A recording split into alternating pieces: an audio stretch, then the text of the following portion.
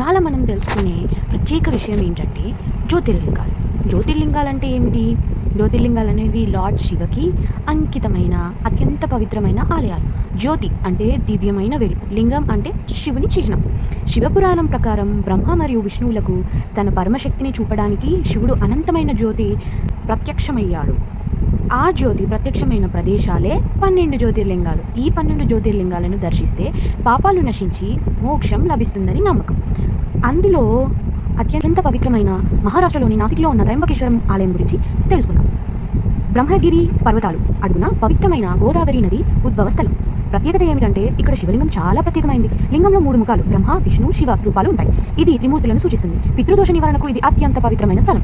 ముఖ్యమైన పూజలు మనకి త్రయంబకేశ్వరంలో జరిపిస్తారు. ఎలాంటివి అంటే నారాయణ నాగబలి పూజ, కాలసర్పదోష పూజ, రుద్రాభిషేకం, మహామృత్యుంజయ జపం.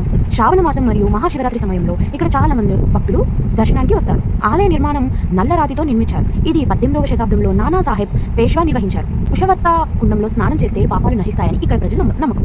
ఆరోగ్యం, ఐశ్వర్యం, శాంతి కలుగుతాయని విశ్వాసం.